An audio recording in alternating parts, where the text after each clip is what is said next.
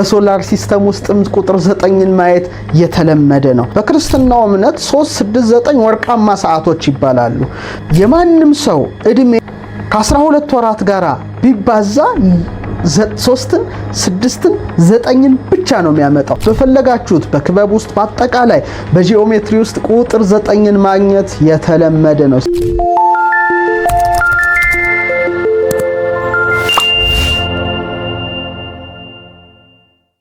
በጣም ደግሞ የሚያስገርመው የ9 ቁጥር ጉዳይ በ2D እና በ3D ስፌሪካል ጂኦሜትሪ ላይ ሁሉ 9 ይገባል። በክበብ ውስጥ ያለው 360 ዲግሪ ከ9 ቁጥር ጋራ ነው ግንኙነቱ። ክበብ ማለት 360 ዲግሪ እንደሆነ ታውቃላችሁ። እዚህ ላይም 3 እና 6 0 አሉ። መጨረሻ ቁጥራቸው 3 ሲደመር 6 ሲደመር 0 9 ነው እና በተጨማሪም በክበብ ውስጥ ያሉ አንግሎች ሁሉ 9ን ነው የሚሰጡት። ከ9 አያመልጡም ማለት ይቻላል። ለምሳሌ 360 ዲግሪ 3 ሲደመር 6 ሲደመር 0 አሁንም 9 ነው። ቀጥሎ 180 ዲግሪ የክበብ ግማሽ 1 ሲደመር 8 ሲደመር 0 አሁንም 9 ነው። 90 ዲግሪ አሁንም 9 ሲደመር 0 አሁንም 9 ነው። 45 ዲግሪ 4 ሲደመር 5 አሁንም 9 ነው።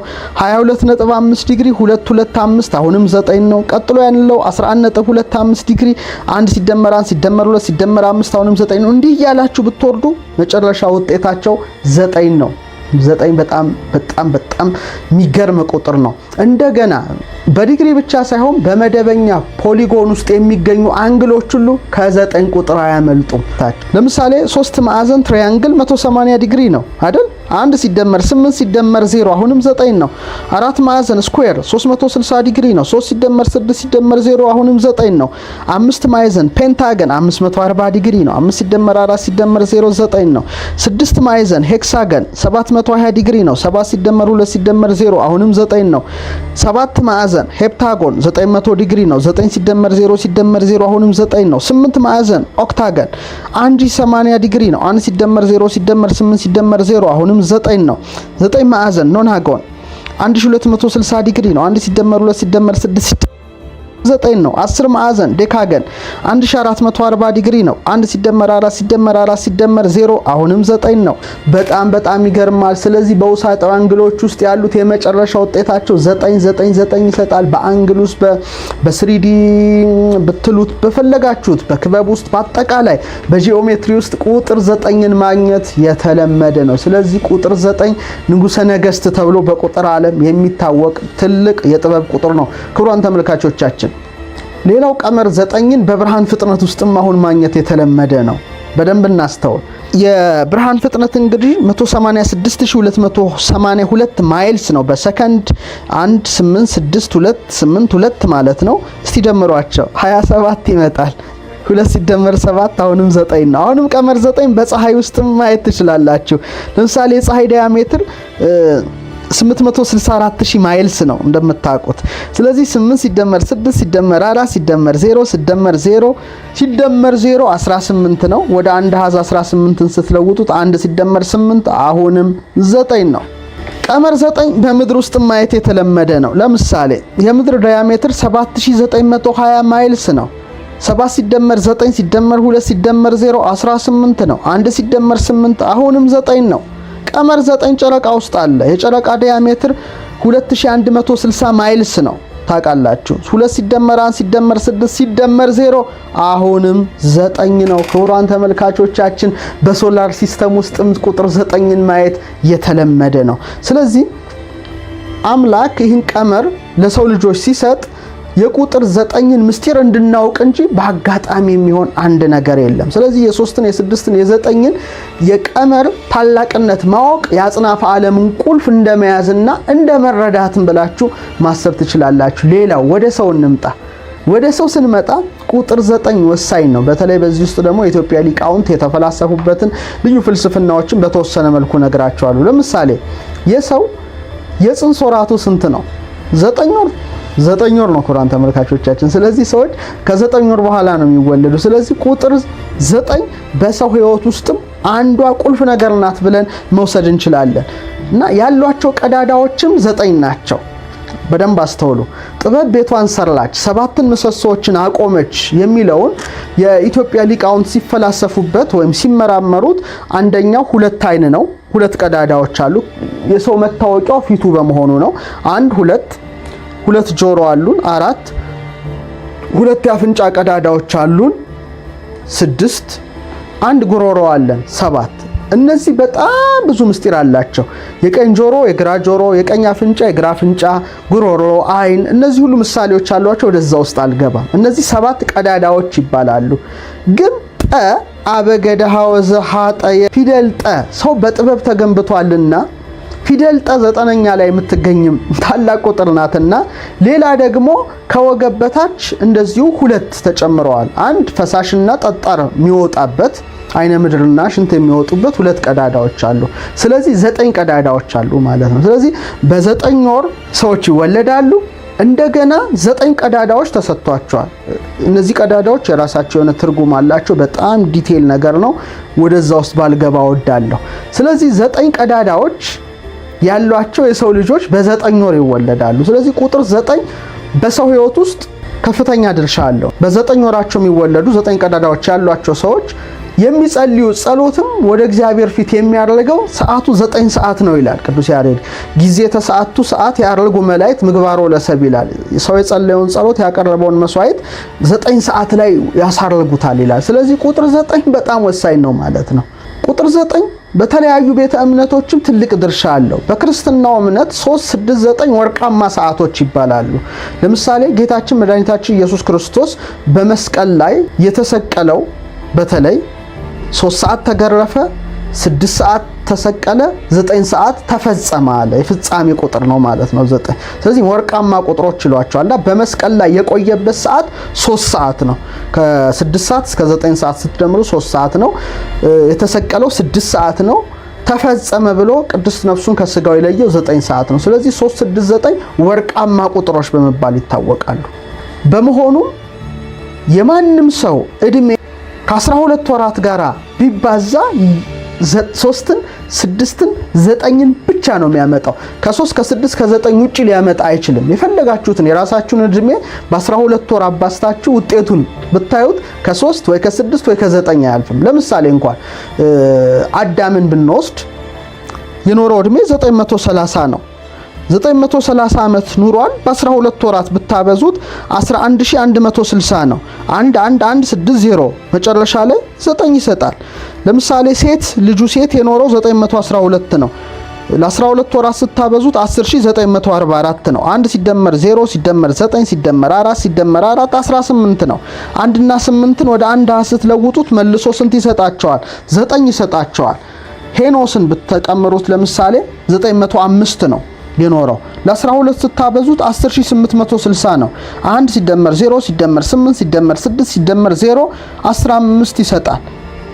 1 ሲደመር 5 6ን ሰጠን ማለት ነው። ቃይናን 910 ነው።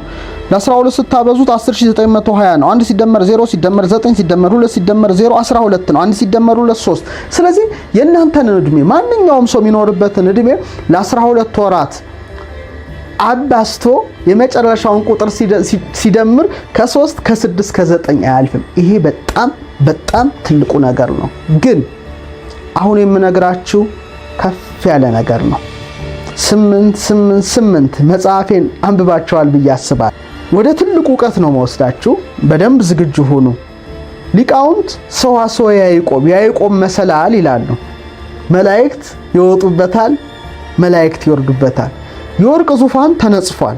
እዚያ ላይ እግዚአብሔር ተቀምጧል። ያዕቆብ ደንጊያ ተንተርሶ የሚወጡትን የሚወርዱትን በመሰላል መላእክትን ይመለከታል። ይሄ በጣም የረቀቀ ምስጢር። መላእክት የወጡባቸው የወረዱባቸው እርከኖች በዕብራይስጥ ጄማትሪያ ሲቀመሩ 1 1 1 2 2 2 3 3 3 4 4 4 5 5 5 6 6 6 7 7 7 8 8 8 9 9 9 ስገለብጡ 9 9 እና 8 8 1 1 ሲደመር 9 9 እንዳለ ተደምሮ መጨረሻ ውጤቱ ያዕቆብ የወርቅ መሰላል ከምድር እስከ ሰማይ ተተክላ ያያትን ሙሉን ቀመር ይሰጣል። ወደዛ ውስጥ አልገባም። ግን አሁን ማሳያችሁን ነገር አስተውሉ። ስክሪኑ ላይ ተከታተሉ። ለምሳሌ አልፋና ኦሜጋ እኔ ነኝ ይላል። አልፋን ልብ አድርጋችሁ ተመልከቱ። አ ለፈ በግዕዝ ቀመረ ፊደል አ 1 ላይ ነው፣ ለ 30 ላይ ነው፣ ፈ 80 ነው። ሲደመር 1 1 1 ይሰጣል። ልብ አድርጋችሁ ተመልከቱ። 80 ሲደመር 30 ሲደመር 1 111። አልፋ ማለት 1 1 1 አንድነቱና ሶስትነቱን እናውቃለን ማለት ነው። ለምሳሌ በኩር የሚለውን ቃል ስትቀምሩት ወይም ቡሩክ የሚለውን ቃል ስትቀምሩት በሁለተኛ ነው፣ ከ20 ነው፣ ረ 200 ነው። 2 2 2 የሚለውን ወይም የበኩርን ነገር ይጠቁማል ወይም የቡሩክን አምላክ ይጠቁማል ማለት ነው። ቱቱቱ ወይም ትሪፕል ቱ ማለት ነው። ደግሞ የሰብአ ሰገልን አመጣጥ ስትቀምሩ ሰ300 ገ3 ነው፣ ለ30 ነው። 3 3 3 ይሰጣል። ተደሞ የመደመምን ምስጢር ስታመጡ ተ400 ነው፣ ደ4 ነው፣ መ4 40 ነው። 444 4 4 4 ይሰጣል። አሁን አንድ አልፋን ይጠቁማል፣ የአልፋና የኦሜጋን ነገር ይጠቁማል። 2 2 የቡሩክን አምላክ ነገር ይጠቁማል። እንዲህ እያላችሁ 3 3 3 የራሱ ትርጉም አለው። 4 4 4 የራሱ ትርጉም አለው። 5 5 5 እጅን ከመዘርጋት ከጸሎት ጋር ይያያዛል። 6 6 6 ደግሞ 666 የሚባለው የአውሬው ቁጥር ያደርገዋል። ምክንያቱም ጎዶሎ ነው። 7 ሙሉ ስለሆነ 6 6 6 ደግሞ ምሉእነት የጎደለው ነው። ሰው የተፈጠረው በስድስተኛው ዕለት ስለሆነ ነው። ቁጥሩም የሰው ቁጥር ነው የሚለው። 777 ደግሞ የስነ ፍጥረትን ኮድ ቀመር ይጠቁማል። 777 ለምሳሌ በቀዳሚ ገብረ 7 እግዚአብሔር 7 ሰማየ ወምድረ 7 ታውቃላችሁ። 666 ከካርቦን ዳይኦክሳይድ ጋር እንዴት እንደሚያዝ በስፋት ከዚህ ቀድሞ ነግሬያችኋለሁ። 888 999 ተመልከቱ።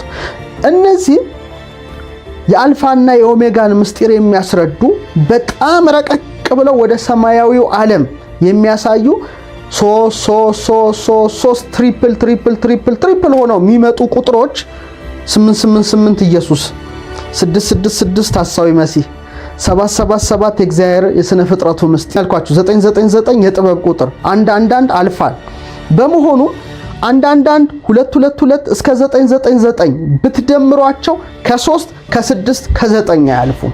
ምን ልትሉ ትችላላችሁ? ለዚህ ነው የ3ን የ6ን የ9ን ቀመር ብትረዳ የአጽናፈ ዓለም ቁልፍ ይኖርሃል ማለት ሰው 111 222 333 444 555 666 777 888 999 ማለት ትልቅ ነገር ናቸው። ዮሐንስ እንኳን በራእዩ ሐሳዊ መሲህን ለመጠቆም የተጠቀመበት ቁጥር 666 ነው። ልብ አድርጋችሁ ተመልከቱ። አንድን ደምሩት እስቲ። 1 ሲደመር 1 ሲደመር 1 አልፋ ማለት ነው 3 ይሰጣቸዋል። 2 እስቲ ደምሩ። 2 ሲደመር 2 ሲደመር 2 6 ይሰጣቸዋል። 3 ደምሩ። 3 ሲደመር 3 ሲደመር 3 9 4 ወይም ተደሞ የመደመምን ምስጢር የያዘውን ቁጥር ቀምሩት 12 ነው። 1 ሲደመር 2 3 ነው። ቀጥሎ ያሉ 5 ነው 15 ነው። 1 ሲደመር 5 6 ነው። ቀጥሎ 6 ነው እኩል ይሆናል 18 ነው። 1 ሲደመር 8 9 ነው። 7 21 ነው የሚሰጣችሁ። 2 ሲደመር 1 አሁንም 3 ነው። 8 24 ይሰጣቸዋል። 2 ሲደመር 4 6 ነው። 9 27 ይሰጣቸዋል። 2 ሲደመር 7 9 ነው። ክቡራን ተመልካቾቻችን እጅግ ይገርማልና ይሄ ነገር በጣም የረቀቀና ታላቅ ምስጢርን የያዘ ስለሆነ የ3ን የ6ን የ9ን ቀመር ምስጢር ካወቅ ወይም የነሱን ድንቅነት ከተረዳ የአጽናፈ ዓለም ቁልፍ ይኖርሃል ይላል። 3 በጣም ብዙ ምስጢር አለው ክቡራንና ክቡራት። 6 በጣም ብዙ ምስጢር አለው።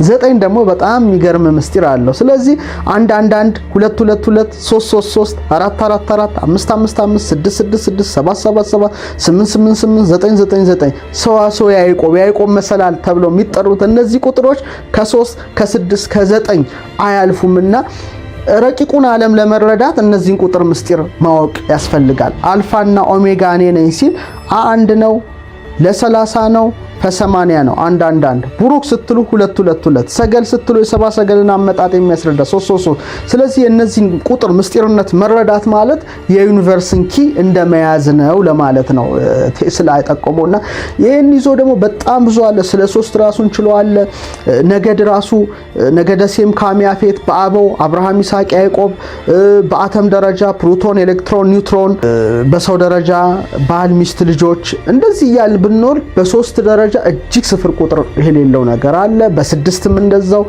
ይልቁኑ ደግሞ በ9 እንደዛው ክቡራን ተመልካቾቻችን ስለ 9 ቁጥር ይሄን ያህል ነገር አቅርቤላችኋለሁ በተረፈ እናንተ በማንበብ በመመራመር ዕውቀት እንድታዳብሩ ገንዘብ እንድታደርጉ መልእክቴን አስተላልፋለሁ መርሃ ግብራችን በዚህ ላይ እናበቃለን በሌላ መርሃ ግብር እስከምን ቸር ቆዩኝ ከልብ ወዳችኋለሁ አከብራችኋለሁ